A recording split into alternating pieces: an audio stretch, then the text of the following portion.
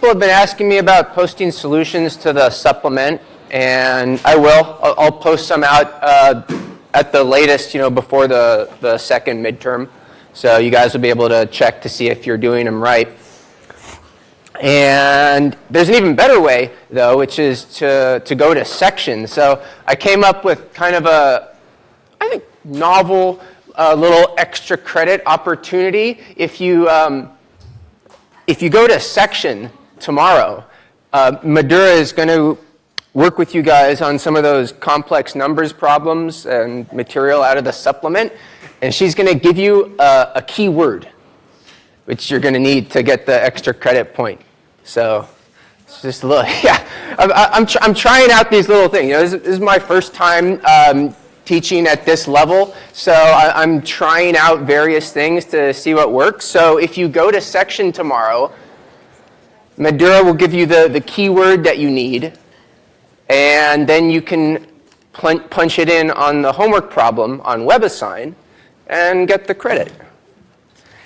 So you may notice if you look at WebAssign, there is in addition to the latest homework assignments being up, there's also a new little extra credit one which has another problem which I thought was kind of a hard problem. So I thought, I'll just put that problem up there for you guys to do as well. So see if you can do it. It's like number 50 from section 7.6. You'll see it, and if you can figure it out, you can get the credit. So, all right, I guess, man, I got that new Childish Gambino song stuck in my head, right? This is America. Have you guys seen that? Dude, that thing's freaking, amazing. Dude's super talented. So I was doing section 7.3.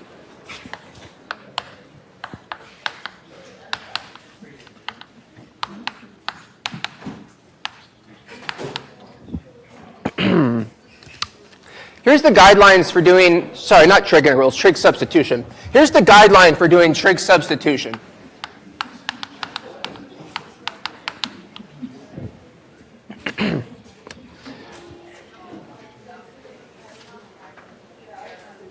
Hey, guys, can you be quiet, please?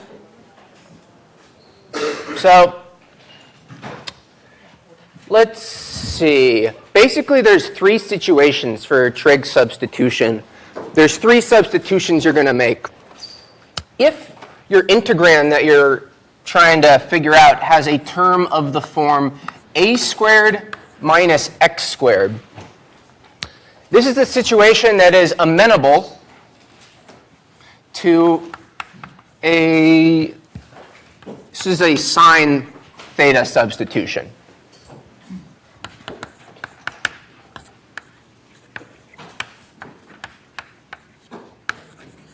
Now, why do I say likely? I mean, this isn't guaranteed to work in all situations. Just because you see this expression in your integrand doesn't mean you have to do this substitution. It's more of a last resort, actually, if nothing else works. And if you see an a squared plus x squared, this one, what's the substitution for a squared plus x squared? Tangent. And there's actually one third situation, and that's kind of like the negative of this one. X squared minus a squared turns out to be amenable to a secant substitution. And the reason that all three of these work, so the first one works because you will want to use that sine squared theta is 1 minus cos squared theta. For this substitution, you'll want to use that 1 plus tan squared theta is secant squared theta. And actually the same identity for this one. Use that secant squared theta minus 1 is tan squared theta.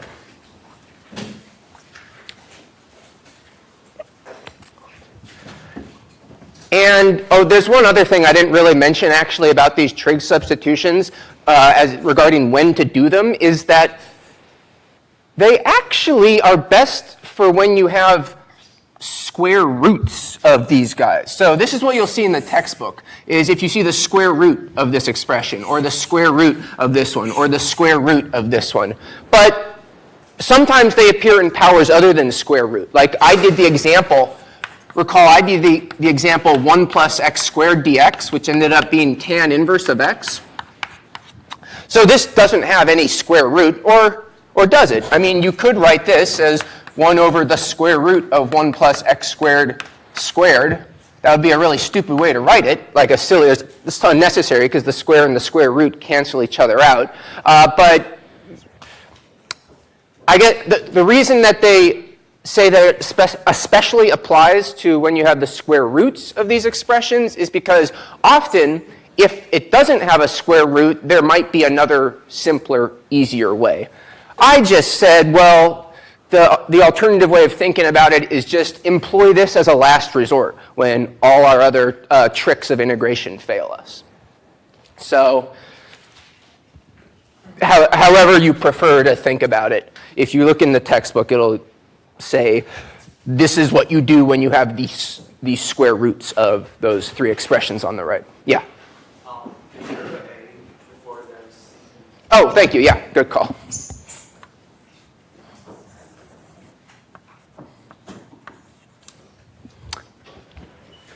So maybe let's do a few examples. And in fact, you'll see some of this in some of the homework problems is like, maybe not, it's not even so necessary that you do the whole integral, but just see if you can identify what the proper substitution would be. So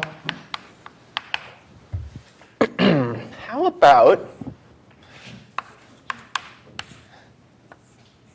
this one? What if we had a 36 x squared plus 4.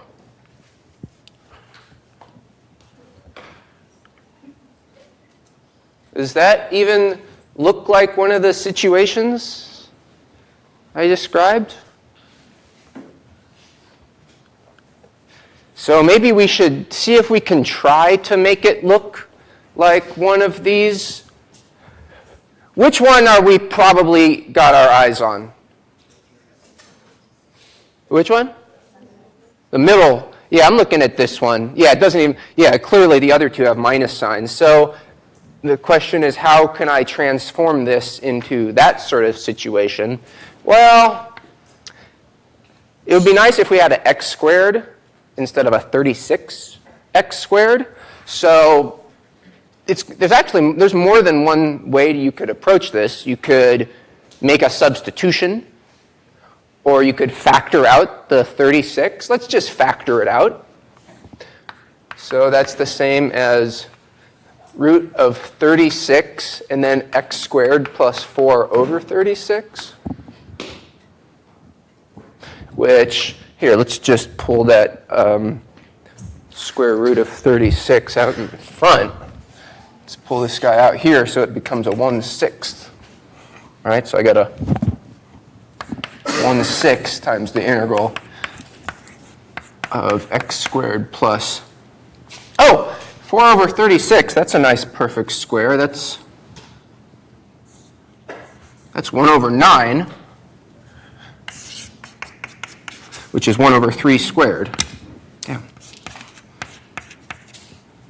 So thus, the substitution that we'll want to make, as indicated in the guidelines over there, is what? Nice, okay. So I'll let you guys finish that one if you want to. But let's try looking at another one. How about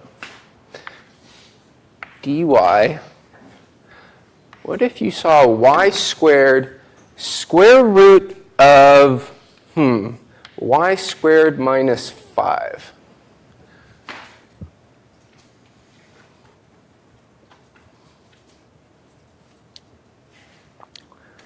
Does this look like it follows any of those, what do they call, archetypes, prototypes? Yeah. Which one? You can do for A, secant, theta. Okay, yeah, so we'll use the secant one. And the problem, like the way I wrote it over here, it's supposed to have an a squared. 5 is root 5 squared. So yeah, if we think of this as root 5 squared, that suggests that the appropriate substitution will be root 5 secant theta.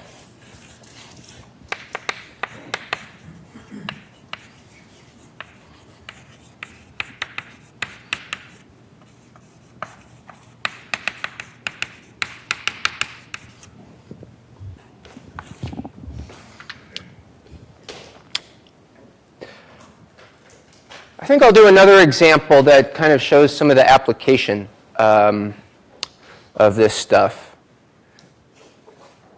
Like I guess a lot of you guys are engineers, so a lot of you guys are going to have to take physics. You shouldn't really take it yet because you kind of got to know calculus to do physics. At least real physics should heavily involve calculus. In fact, physics was the whole motivation for the creation of calculus. That's what Newton invented it for, right? He was one of the smartest people in all of history, up there with Einstein and Gauss and Euler and Descartes, and he basically invented calculus to do physics. So here's a sample calculation that you guys might have to do if you're taking electromagnetism. Right, electricity and magnetism, the study of electric fields and magnetic fields and electromagnetic waves and charges and energy. So let's do a calculation where, let's say you've got a wire and it has a charge on it. And you need to calculate the electric field that's induced by this charge. Because you guys know that like charges repel each other and opposite charges attract each other. So let's say you have this wire with a constant linear charge density lambda. So this is a wire with constant. Now, you don't have to pay too much attention to the physics of what I'm saying. I'm just, basically, you just need to know how to do the integral, but let me just set it up first. So imagine that you're at a point, a distance d above the wire. And here, let me set up a coordinate system. Say this is x and this is y. And the wire extends, it's a finite wire, and it goes from the point x1 to x2.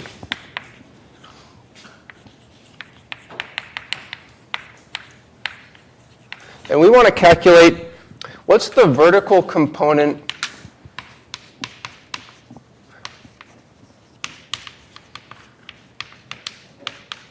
of the electric field at this point P, let's say.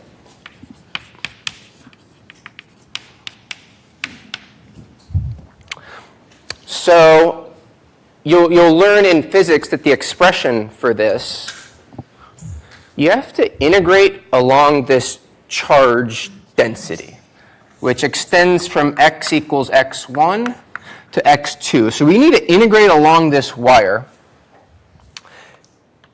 its charge density times a certain constant, which involves the permittivity of space, which you guys don't need to worry about, times, the distance over the distance cubed. You can see if this is a point x, the distance from right here is the square root of d squared plus x squared. So, like I said, you guys don't really need to worry about the physics. Let's just worry about figuring out what this integral is. The point of this is there are totally very physical applications of the techniques of integration that I'm teaching you guys. Okay, so, oh, wait a second. I'm missing a square. That's better.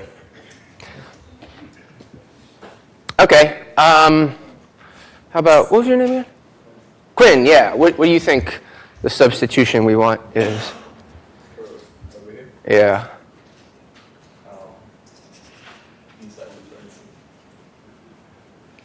Well, yes, and if we try to do it, if we just did that, we'd run into trouble. So, like if I tried to do a U substitution, I'm going to run into trouble. I'm not going to get something that I know how to solve. So I'm going to have to do a trig substitution. Which trig substitution is this one amenable to?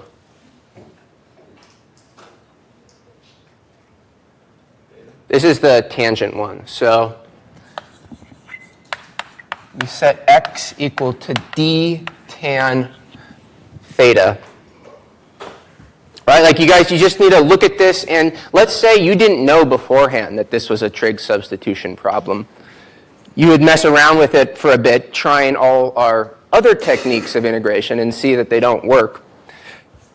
I'm going to talk more about this actually later today and also on Wednesday, which is just like, okay, we've learned all these tricks for solving integrals. It's a bit easier if you're doing a homework problem in the trig substitution section, pretty good guess that it's going to be a trig substitution problem, right? But what if you don't know, like beforehand, which method you're supposed to do? That makes it a bit harder, and that's where experience becomes more important. So I'll just save us some time and tell us that you will have to do a trig substitution to do this one. So if we do a tangent substitution, let's see, then dx is d secant squared theta d theta.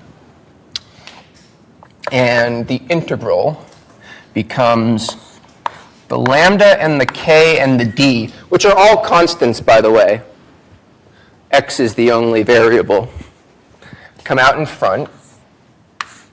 And I get a d secant squared theta d theta on the top, a square root of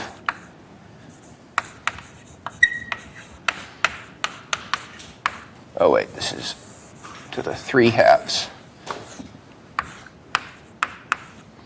on the bottom. So we get a lambda k d. Actually, okay. So the thing that I was talking about with regards to the trig identities, where every time you do a trig substitution, you also use the corresponding identity. So we're definitely about to use this identity right here. Because this right here is equal to d squared times tan squared theta plus 1, which is the same as d squared secant squared theta.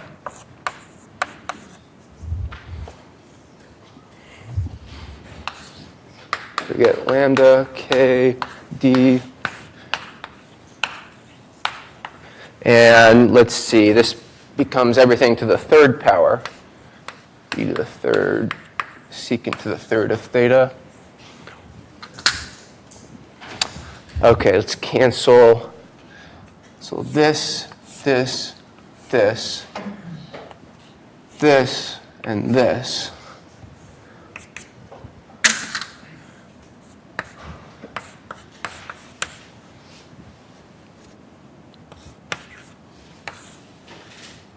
Well, that's 1 over secant theta,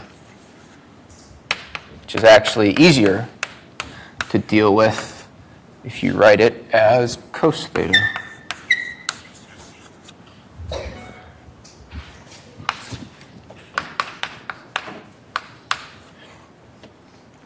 So integral of cos is sine theta. Now we get to do a part which I tried to impress upon you guys at the end of the example, that pizza example that I did on Friday, which is one of the last things that you have to do in a trig substitution problem, is put things back in terms of x. And it can sometimes be kind of tricky to do. Like, I did it using trig identities on Friday, but there's actually a better way, a more geometric way, and that's to draw a triangle that represents the substitution that you made. So at this point, go back to your original substitution, which was right here. Or, in other words, I could write it x over d equals tan theta. And this is what I want you to get used to doing now. Draw a triangle for which this holds true. This tells you pretty much what the opposite and the adjacent side of the triangle should be, right? Tangent is opposite over adjacent.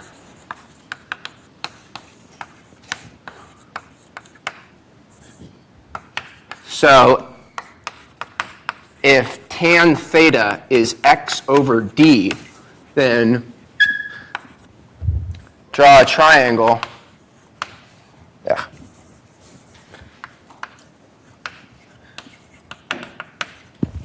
With, well, opposite side x and adjacent side d.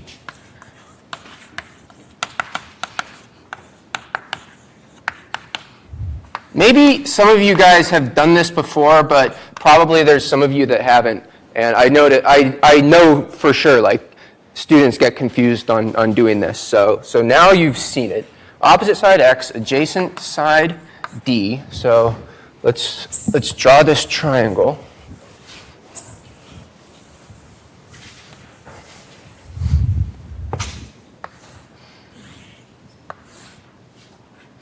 Where if this side is theta, then this is the opposite and this is the adjacent. So this is x and this is d. And then it becomes really easy just from looking at the triangle to see that the hypotenuse must be the square root of x squared plus d squared. Oh, in fact, you can even tell, hey, apparently that triangle is the same as this one, and this was theta too. So anyway, you won't always have a picture drawn before you do the problem, but in most trig substitution problems, you now have to draw a picture, your own picture. And then you can see that you can read off, what's the trig function that I need to write my answer? What's my answer? It was a sine. My answer was sine, so I can just read off from the triangle what sine is. Sine is opposite over hypotenuse, right? So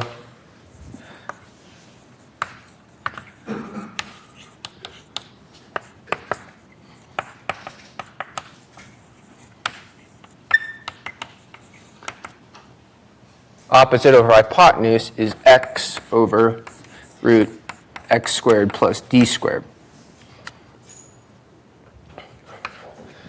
So our answer, lambda k over d sine theta, is lambda k over d times x over root x squared plus d squared. And then let's evaluate it. We were supposed to do it from these two finite endpoints. This was a definite integral. So, all right, from x1 to x2, and x1 root x1 squared plus d squared minus x2 squared plus d squared. All are, oops, I switched x1 and x2. Oops.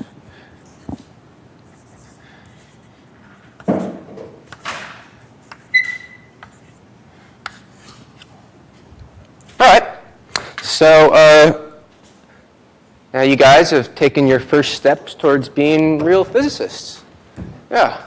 So how did you go from the original x squared plus t squared to d tan theta squared plus t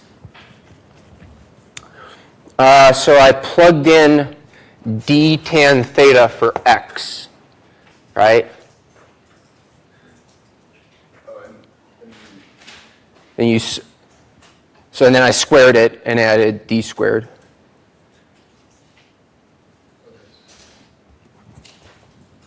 Yeah, so it's like plug in, replace this with d tan theta, and then just do the simplifying. Does that make sense?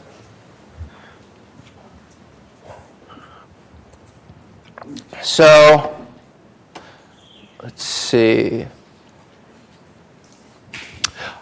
I want to point out something else that we could do with this problem to sort of foreshadow stuff that is to come. It might have been interesting. Okay, so back to the case of electrostatics. Imagine if you had a wire and you were very close to this wire. At least on the scales that we're interested in, it might be that sitting very close to this wire, the wire looks essentially infinite, at least, right? Like if you were a flea and you sat on the wire that extended, let's say, across campus, the wire might as well be infinite, okay? So a physicist will often ask the question, okay, what is the limiting answer that I get if I let this wire extend off to infinity on both sides?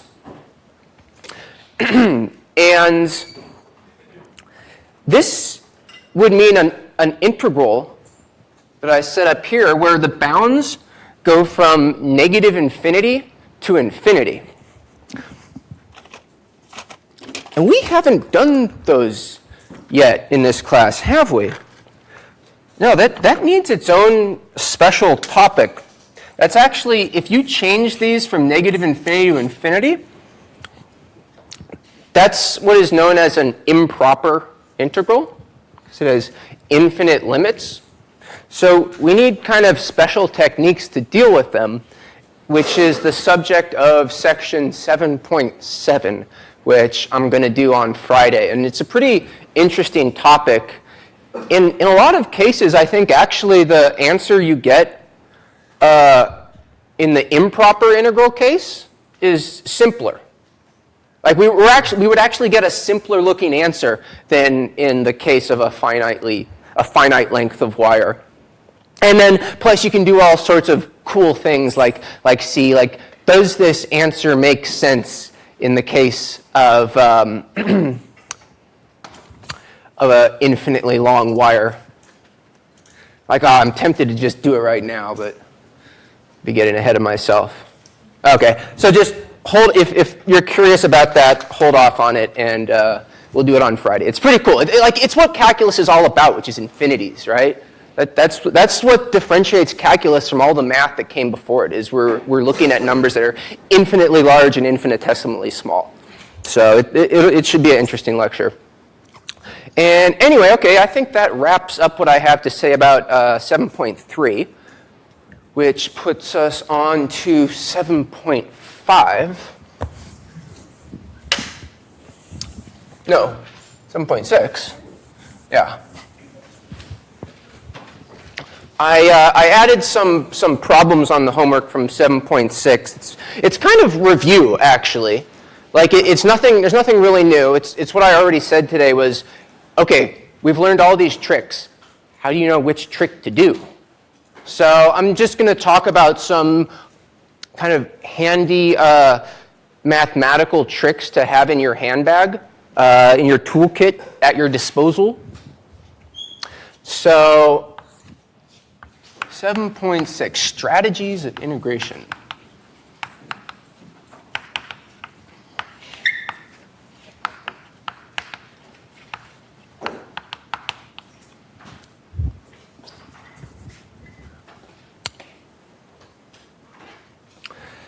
Okay, let's say you've got some integral that you have to do. You're obviously not going to immediately, like try to integrate by parts. That would come a little bit after trying some easier things. The first thing that you should try to do is, it's almost a no-brainer, algebraic simplification or manipulation. Like, what if your integral was given to you in a form that was not totally simplified already? So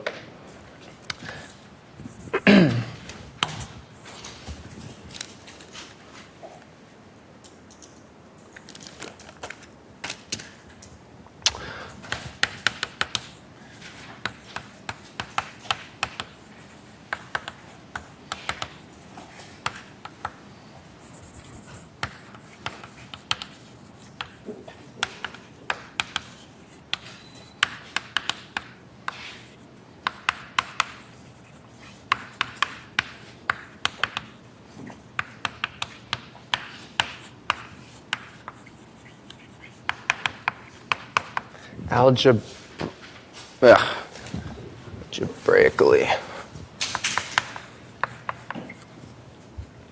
So I'm best going to illustrate this by doing some examples. What if we had about the integral of x cubed plus 1 over x plus 1?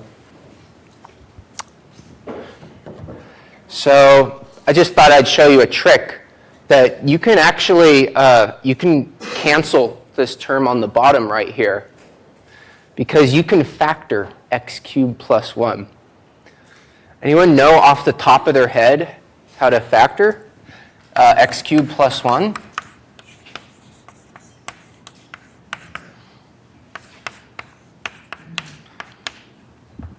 I'm curious if anyone knows. It's x plus 1, and then I think x squared minus x plus 1.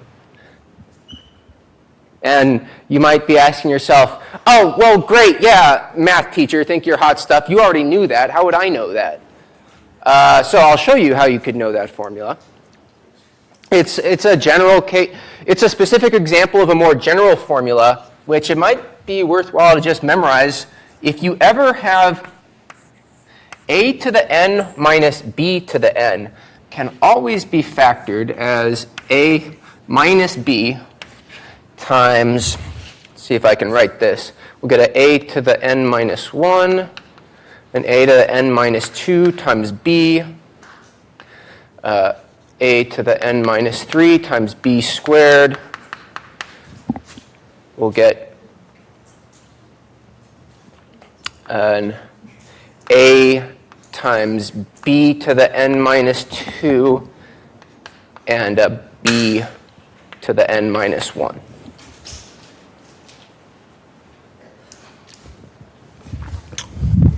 Let me give you an example.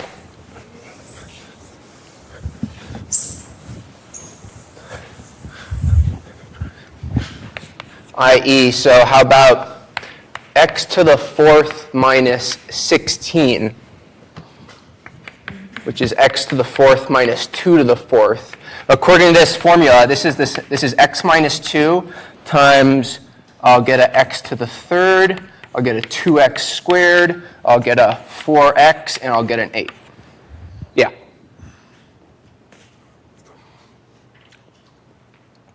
Right, so that's just what I would get if I plugged in a equals x, b equals 2, n equals 4 would give this example. So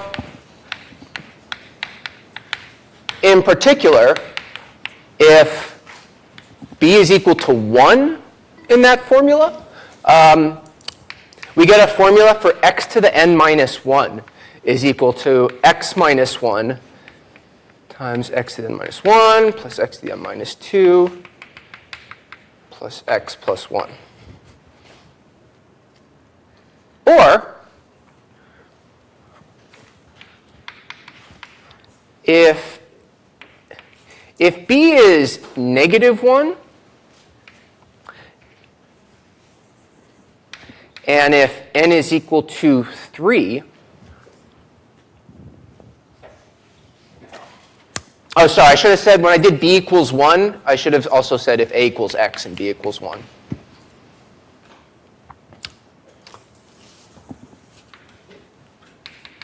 Well, if b is equal to negative 1, and let's say we let the power be 3 in this formula, I'm just going to get exactly this formula. So it's kind of like this one factoring formula actually has a bunch of sub-formulas included in it, if you can remember it. So if you remembered that formula and you saw this, you would realize that you can cancel out the x plus 1 in the denominator here. So that's x cubed plus 1. Sorry. That's x plus 1, x squared minus x plus 1 over x plus 1. Cancel out the x plus 1s. And we get an integral that we can readily do. In fact, what would you guys have done if I hadn't just showed you that trick? Would this have been impossible, or could we still have done it? Or at least, what would you have tried? Given what we've learned, what would you have tried? Long division, good, yeah, and that would have actually worked eventually as well, too. So you could have also just done long division, and you should get the same answer. But this is just a little shortcut there.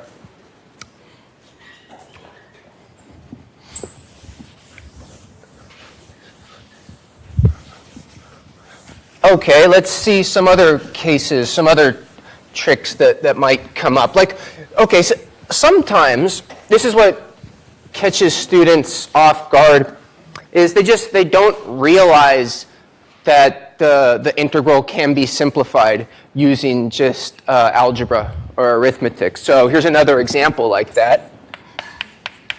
How about the integral of, let's say, x to the 4th minus x squared over the 3rd root of x? So is this an integral that we know how to do yet? What should I do, or could I do? Okay, so it might help if I write this in terms of powers. So this is x to the 4th minus x squared over x to the 1/3. So that's x to the 4th over x to the 1/3. Minus x squared over x to the 1/3. Which, if I just subtract off the powers, okay, so that's x to the 11/3, I guess. And what is that? Minus x to the 5/3. Which we can just integrate using the power rule. Okay, so yeah, this might have looked daunting at first, but actually it's just something we totally know how to do. Or, what was my other example? Okay, you know something I haven't talked about in this class, surprisingly, I don't know why I haven't got to them, is the hyperbolic sinh and cosh functions. I would be kind of remiss in my duty as a math teacher, calculus teacher, if I didn't mention these. So here's another example. How about the integral of e to the x sinh x. Now, is there anyone who doesn't know what sinh x means and will admit? Good. Okay, so this is new for some people. Good. Good. I'm glad. I was hoping more people would raise their hands, but at least we got one. So let me define this function. Sinh x is equal to 1/2 e to the x minus e to the negative x, and it's called hyperbolic sine.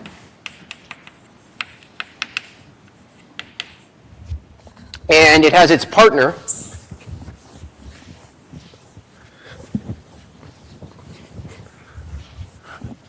just like sine and cosine, there's sinh and cosh. So yeah, this guy, when you say it in words, it's pronounced like, oh, that was a sinh, that was easy. What do you spell it? Sint or with an S? Or, how the freak do you spell cinch? Like the English word, not the math word. The S? It's with an S, huh? I think so. Anyway, right? Like when something was easy, you say it was a cinch. So, I don't know if that's slang or not. There's also cosh, which is 1/2 e to the x. It's like this, except with a plus sign between the two terms. And that's hyperbolic cosine.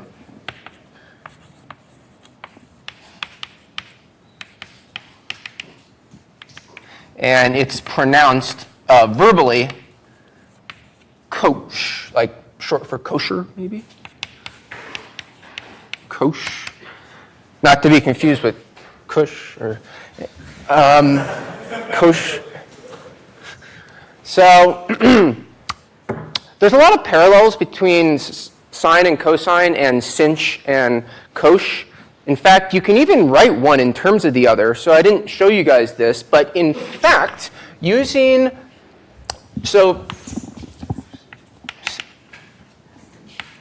since cosine of x, we have a formula for this.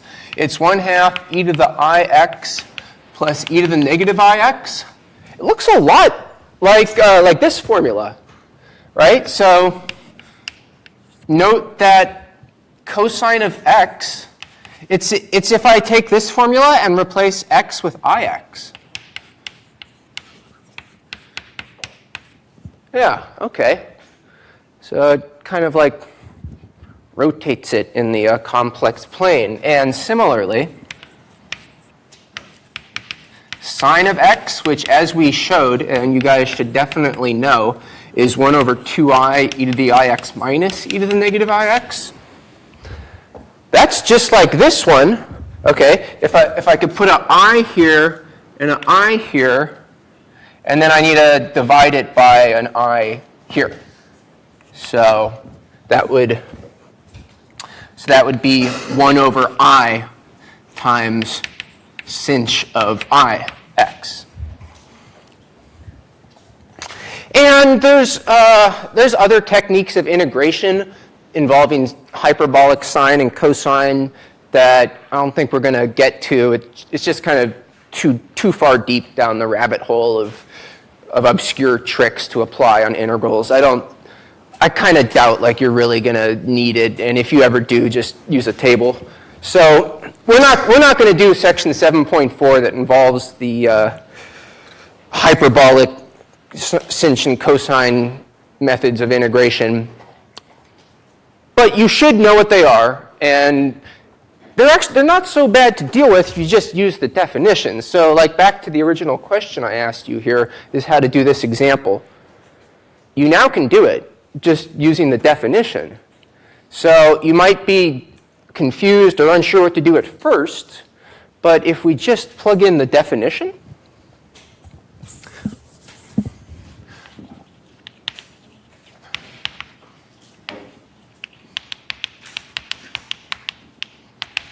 so e to the x sinh x dx well, that's e to the x times 1/2 e to the x minus e to the negative x. So, okay, that's 1/2 e to the 2x minus 1. Yeah, okay. Can integrate that. Cool. Okay. So those are the three examples I wanted to show you where algebraic simplification ends up like making that an integral that formerly might have looked tough into now one that you can handle. Now I'm doing these things kind of in order of the thought process in your head as you're looking at this integral and you're trying to decide what you should do to handle it. This was the first thing you should try to do is algebraic manipulation. What's our next weapon? In order, the next one we learned was substitution. So let me show you some kind of unusual applications of substitution, because substitution works great when it works great, right? But does it always?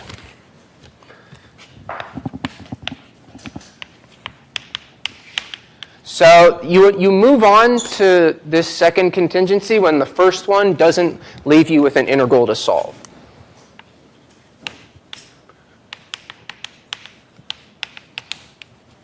Right? Like, look to apply the fact that the integral of f of g of x times g prime of x dx is f of u du. By the way that we do this is you try to identify terms of the form that look like this.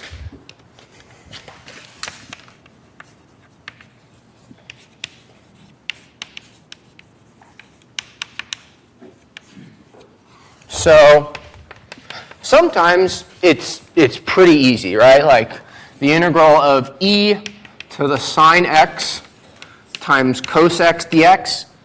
So obviously a substitution problem that was just made to be done with substitution. Okay, so I gave you guys a bunch of substitution problems on the homework. I think you guys are pretty good at spotting those. Sometimes, though, like they're not always that obvious. So which examples do I have?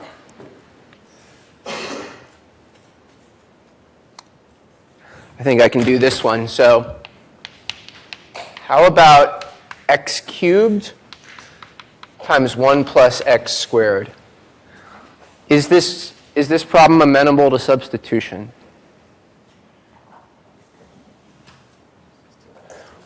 So whether it is or it isn't, I look at it and I see one obvious choice. Like I don't know if it's going to work, but I know the first thing that I would try. What is that? Who's got good intuition for their substitutions by now? Well, for one, I don't like square roots, so I'm going to make it whatever is just under the square root sign. So that is where I'm going to let my u be. But the problem is, if I do, then du, which ends up being 2x dx, I don't have a 2x dx, or even an x dx, right? Like the 2 is not a problem. So I can write this as, here, let's put a 1/2, make it a 2x, an x squared, and 1 plus x squared, 2x dx. So now I've got my du, I've got my u. What do I do about the x squared, though? So you might be tempted to give up, but don't do that. You can still do this one. Because, okay, so here's how you do it. Since u is equal to 1 plus x squared, that means x squared is u minus 1. So this guy turns into u minus 1, and the whole thing becomes the integral of 1/2 times the integral of u minus 1 times the square root of u du. which we can do. This is totally doable. That's the integral of u to the 3/2 minus u to the 1/2, which we can now do. So I will show you another example next time of when u substitution works, and maybe in a surprising way.